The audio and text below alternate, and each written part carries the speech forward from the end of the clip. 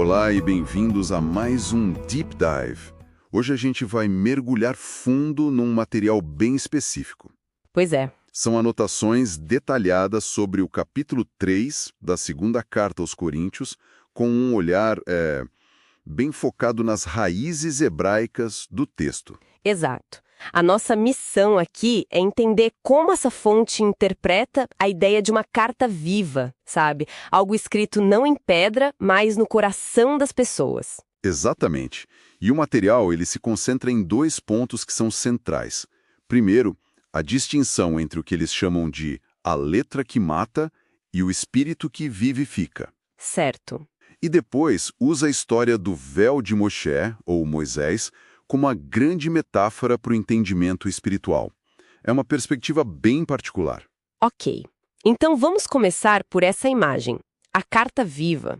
A fonte diz que os seguidores da fé são a carta de recomendação do autor, Shaul, que a gente conhece como Paulo. Isso. E o que me chamou a atenção é que essa carta não é escrita com tinta, mas com o Ruach, o espírito do Criador, né? Direto no coração. E o que é fascinante aqui é que a fonte imediatamente conecta isso a uma profecia do livro de Ezequiel. Qual delas? Aquela que promete a troca de um coração de pedra por um coração de carne. Isso já define o tom de todo o argumento, sabe? O foco é numa transformação que acontece por dentro. Ah, faz todo sentido. Não é só sobre cumprir regras externas. Exatamente. E essa ideia de transformação interna me leva àquela frase famosa: a letra mata, mas o espírito dá vida. A interpretação que eles dão aqui é bem contraintuitiva, não é? É uma ótima observação, porque muita gente lê isso e pensa que é uma crítica à lei em si. Isso. Mas a fonte aborda isso diretamente. A interpretação defendida aqui é que a letra que mata não é a Torá, a instrução divina. Ah, então é outra coisa. É o legalismo, ou seja, aquelas regras pesadas criadas por homens, aplicadas de forma fria, sem coração, só por obrigação. Entendi. O Ruá, o espírito, por outro lado, inspira uma obediência que nasce do amor. E é isso que traz Shaim, ou seja, vida. Ok, a distinção é crucial. Não é a instrução o problema, mas a aplicação mecânica. E para ilustrar isso, a fonte usa a história de Moshe, certo? Isso. Eles usam a história do rosto de Moshe brilhando depois que ele esteve na presença do Criador. A fonte até usa o termo hebraico tiferet para descrever esse brilho. Tiferet. Que se conecta a ideias de glória, de esplendor. E era um brilho tão intenso que ele precisava cobrir o rosto com um véu. Certo. E tem uma nota importante no material sobre isso, né? Tem. E ela ressalta que o que estava se desvanecendo era o brilho no rosto de Moshe. Não a glória da Torá. De forma alguma, era o brilho temporário no rosto dele. E esse véu se torna metáfora. Precisamente. O véu passa a simbolizar um impedimento no entendimento. A fonte argumenta que, de certa forma, até hoje esse véu cobre a mente de muitos quando leem as Escrituras. E como se remove esse véu?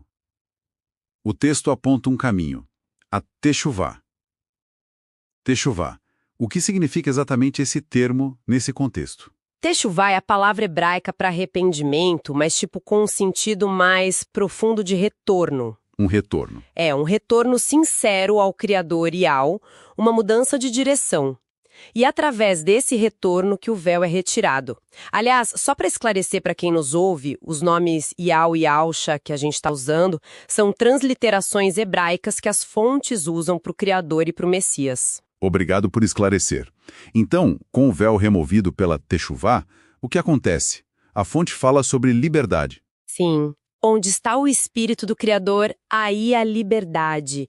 Mas é uma liberdade com propósito, né? Não é liberdade para o caos. Não. É liberdade daquele jugo do legalismo humano que a gente mencionou. O resultado, segundo o material, é uma transformação contínua.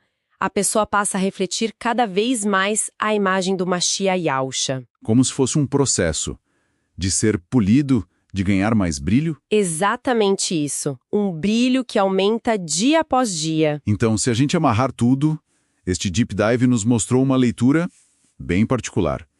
Primeiro, essa ideia da vida de uma pessoa ser uma carta que o mundo lê. Isso. Segundo, que a oposição não é entre lei e espírito, mas entre o legalismo dos homens e a vida guiada pelo amor. Perfeito. E por fim, que a clareza espiritual vem de um retorno, de um arrependimento que tira o véu do entendimento. Exato.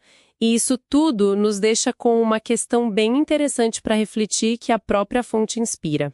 Qual seria? Se a transformação espiritual é um processo contínuo, de brilho em brilho, como essa percepção de si mesmo como uma carta sendo escrita a cada dia poderia influenciar as nossas ações e interações mais corriqueiras?